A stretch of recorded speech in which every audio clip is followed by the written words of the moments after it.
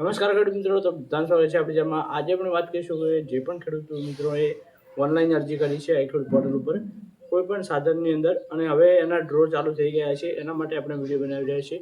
કોઈ પણ ખેડૂત ભાઈઓ હોય એમને જો આની અંદર ફોર્મ ભર્યું હોય તો એમને આ વિડીયો શેર કરજો, જેથી એ પણ લાભ લઈ શકે. અહીંયા તમારા માટે પૂરું આપણે લિસ્ટ બનાવ્યું છે કે કયા કયા સાધનોમાં ઓનલાઈન અરજીના ડ્રો થઈ ગયા છે, કેવી રીતે ડોક્યુમેન્ટ અપલોડ કરવાના અને કેવી રીતે આપણે પૂર્વ મંજૂરીનો હુકમ પણ ડાઉનલોડ કરી શકીએ, એના માટે આ વિડીયો છે. તો વિડીયોની શરૂઆત કરીએ. તો સૌપ્રથમ ખેડૂત મિત્રો આપણે વાત કરીએ કે ઓનલાઈન અરજી કરેલ છે જે પણ ખેડૂત મિત્રોએ, એમાં ડ્રો થઈ ગયા છે. આપણે આજના વિડીયોમાં વાત કરીશું કે કયા કયા સાધનોમાં ડ્રો સિસ્ટમ જે હતી એમાં ડ્રો થઈ ગયા છે એની વાત કરીશું. પછી ડ્રોમાં વારો આવ્યા પછી પૂર્વ મંજૂરીનો હુકમ કેવી રીતે ડાઉનલોડ કરવો, ડોક્યુમેન્ટ કોને જમા કરાવવા, એ બધા જ પ્રશ્નોની આજના આ વિડીયોની અંદર વાત કરીશું. તો હવે તમારો વધારે સમય બગાડ્યા વિના આપણે વિડીયોની શરૂઆત કરી દઈએ. તો ખેડૂત મિત્રો આપણે વાત કરીએ કે કયા કયા સાધનોમાં ડ્રો થયો છે. તો પહેલા નંબર ઉપર આવે છે રોટાવેટર. તો રોટાવેટરમાં તમે ઓનલાઈન ફોર્મ ભર્યું હોય તો એની અંદર પૂર્વ મંજૂરીનો હુકમ જો તમે ડાઉનલોડ ન કર્યો હોય તો આપણે આગળ તમને બતાવીશું એવી રીતે તમે પૂર્વ મંજૂરીનો હુકમ ડાઉનલોડ કરી અને તમે આની અંદર લાભ લઈ શકશો. પછી પાવર થ્રેસર, જે પાવર થ્રેસર આવે છે એની અંદર પણ ડ્રો થઈ ગયો છે. પછી વાવણીયા તમામ પ્રકારના, પછી હળ પણ તમામ પ્રકારના ની અંદર હાલમાં ડ્રો થઈ ગયો છે. પછી power tiller, shader, mobile shader, પછી રીપર બાઇન્ડર વગેરે જેવા સાધનોમાં ડ્રો થઈ ગયો છે ખેડૂત મિત્રો. ને પૂર્વ મંજૂરી પણ આપવામાં આવી ગઈ છે. એટલે કે ઘણા બધા ખેડૂતોને જે પણ સાધનમાં જો ફોર્મ પાસ થયું છે તો એમને એક મોબાઈલ ઉપર મેસેજ પણ આવી ગયો છે.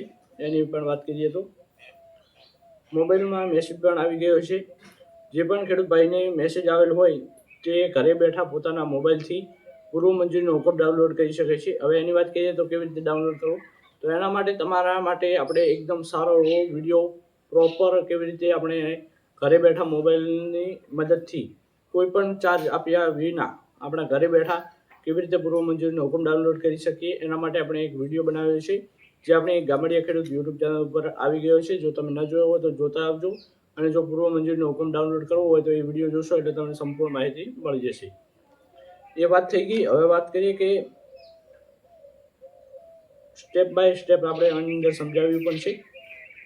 તો સાધનમાં પૂર્વ મંજૂરી મળી ગયા પછી શું કરવું જોઈએ એની વાત કરીએ તો સાધનની ખરીદી માટે તમને 30 દિવસની મુદત આપવામાં આવશે ખેડૂત મિત્રો.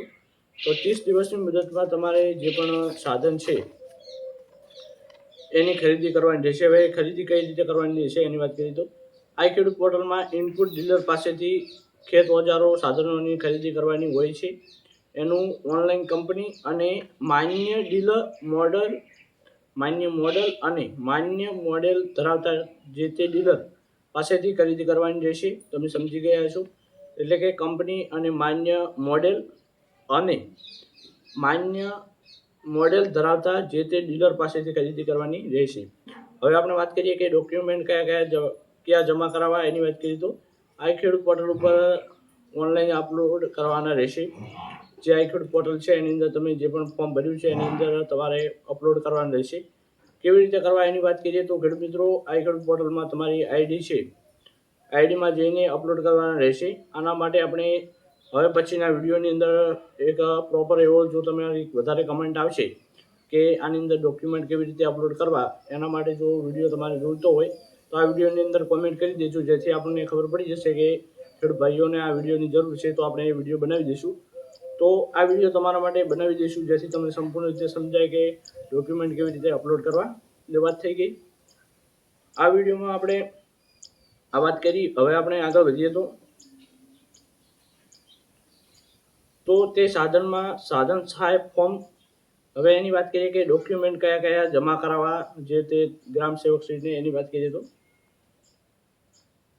તો ડોક્યુમેન્ટ અપલોડ થઈ ગયા પછી ત્યારબાદ જે તે સાધનમાં સાધન સહાય ફોર્મ, એટલે કે જે સાધનમાં તમે ફોર્મ ભર્યું હોય એ, અથવા તો ખેતીવાડી ઓફિસ અથવા તો ખેતીવાડી ગ્રામ સેવક શ્રીને સાધન સહાય ફોર્મ અને પૂર્વ મંજૂરીનો હુકમ ડાઉનલોડ કરેલ છે એ, અને આપ સૌએ ઓનલાઈન અરજી કરી એ ફોર્મની પ્રિન્ટ જમા કરાવવાની રહેશે. જે તે તમારા ગ્રામ સેવક શ્રી હોય એમને આટલું જે ડોક્યુમેન્ટ કીધા એ જમા કરવાનું રહેશે. એટલે કે જે પૂર્વ મંજૂરીનો હુકમ અથવા તો એક પૂર્વ મંજૂરીનો હુકમ જે ડાઉનલોડ કરેલ છે એ, પછી જે ફોર્મ ભર્યું છે એની પ્રિન્ટ આવે છે એ પ્રિન્ટ ડાઉનલોડ કેવી રીતે કરવી એના માટે પણ આપણે વિડીયો બનાવેલો છે આપણી ચેનલ પર. જો તમે ન જોયો હોય તો આપણી ગામડિયા ખેડૂત યુટ્યુબ ચેનલ પર તમને જોવા મળી જશે.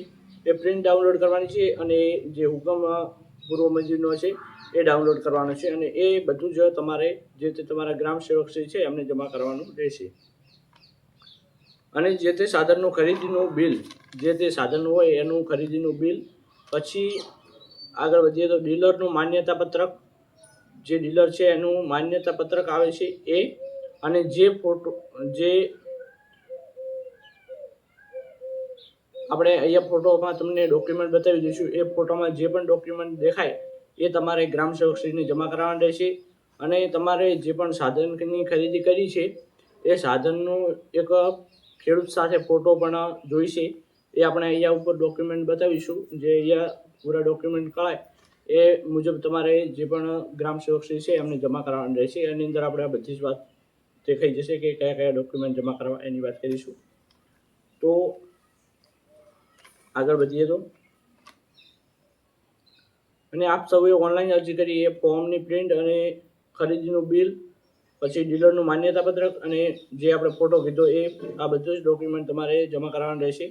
તમારા સાધનનું ચેકિંગ કરવામાં આવશે. એટલે કે જો આ બધા ડોક્યુમેન્ટ જમા કરવામાં આવશે પછી થોડા દિવસોમાં સરકારશ્રી દ્વારા 8 થી 10 દિવસની અંદર તમારા જે પણ સાધન લાવ્યું એનું ચેકિંગ કરવામાં આવશે. અને જો ચેકિંગમાં કમ્પ્લીટ બધું પ્રોસેસ હશે તો તમારી જે પણ ખાતામાં જે રકમ એટલે જે સહાય મળવાપાત્ર થશે એ ટૂંક જ સમયમાં એટલે 1 થી 2 મહિનાની અંદર જે તે સહાય હશે મળવાપાત્ર એ તમારા ખાતામાં ઓટોમેટિક આવી જશે. તો આ વિડીયો તમને ગમ્યો હોય અને જો પણ ખેડૂત મિત્રોને સાધનની ખરીદી કરવાની હોય અને જો પૂર્વ મંજૂરીનો હુકમ ડાઉનલોડ ન કરતા આવડ્યો હોય તો એના માટે પણ વિડીયો બનાવ્યો છે. અને આ વિડીયોથી તમને ખૂબ સારી એવી માહિતી મળી છે.